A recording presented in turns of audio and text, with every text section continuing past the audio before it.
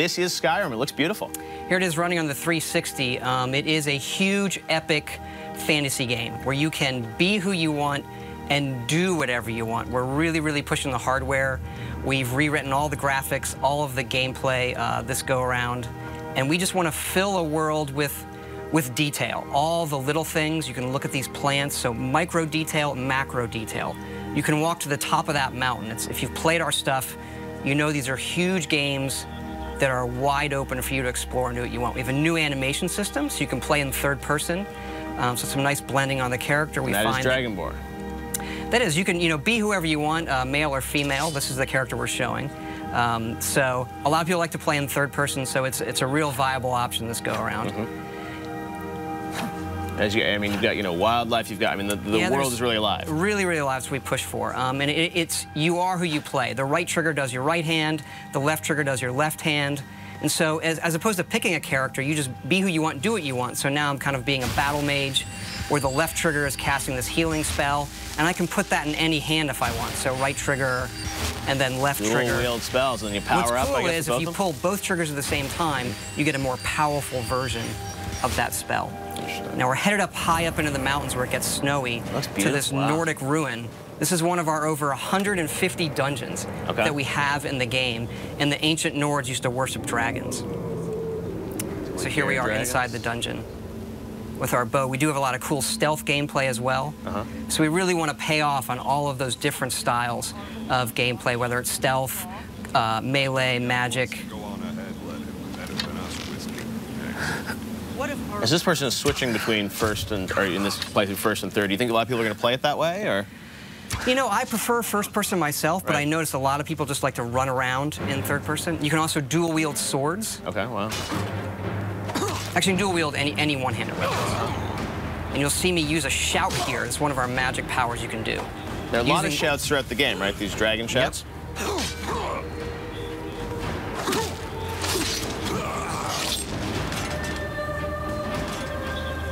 And up here we're seeing the undead, the Draugr, who live in this Nordic ruin.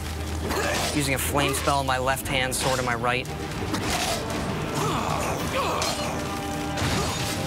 And then another shout power. And these, how do you gain these shout powers throughout the game? You'll see some of that coming up, actually. But you learn the words, and then you have to unlock the ability to use them. So you learn these words of power in the dragon language. And the dragons in the game are a big feature, and when they're doing things, they're using the words as well. There are staves you can use to light areas of dungeons on our way out of this dungeon. Wow. We use water as a nice feature to guide you out sometimes as well. They have a new sort of story system in this too, right? A Radiant story system? Radiant story that guides all of our quests to make it, since it is a big open game, to give us some more control over the experience you're going to have and make it more dynamic. Wow. Here we're out in the tundra, which is this wide open grasslands in the middle of Skyrim. Oh my God, I mean, it's a brand new engine, right? Yep, the creation engine that we built just for this game.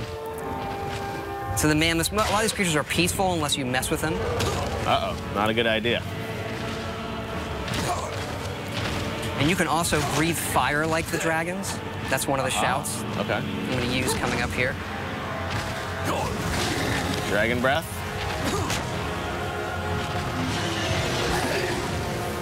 Aha. And dragons can attack anything. They're dynamic creatures. We don't script them. So when we're playing the game, we don't know what they're going to do often. They are these big boss fights that are dynamic and interesting in ways that, we've never experienced in a game before. Now, I read a rumor online this week that the game is over 300 hours, or you can spend at least 300 hours in the game. There is at least 300 hours in it. We kind of have stopped counting. There's so much stuff in this game. Oh, and here's a battle with the non-friendly dragon. Kind of getting some help from the guards of this tower here. And then when they die, you absorb their souls, and this allows you to unlock words of power, shouts that you've learned, and power them up. And then we also have fights in the game in times where there are multiple dragons. So here comes another one up there, a frost dragon. They're even more powerful than the dragon that I just defeated with the help of the guards.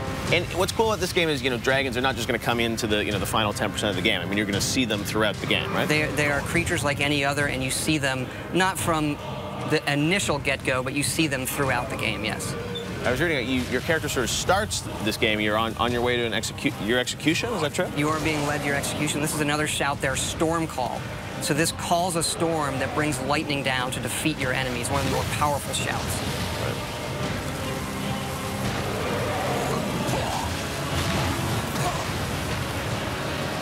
And then once the dragons get hurt enough, they can't fly, and they'll either land or they'll crash.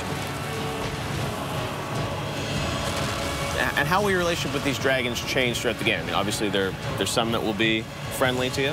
I don't want to quite spoil it yet, but they all aren't out to destroy the world, and why they're back and what they want is part of the mystery of the main quest in the game that you're going to uncover. Wow, very cool. Justine, are there any questions from fans for Todd? I have a question here from Jerry V on Facebook. Says, love the guilds in Oblivion. I wonder if the factions are going to return. Do you think it'll happen? We do have factions returning. Our three main factions are the College of Winterhold, which is like for the mages, the Companions, which is our warrior guild, and then the Thieves Guild, of course. Right. Very cool. And there's the beautiful Skyrim logo, and the date we know is going to be 11/11/11, which is coming out in November. Very cool. Justine, any more questions? Let's see, Player22 on Twitter says, loving the new engine. Can't wait to see more. Curious with how many environments they will have in Skyrim.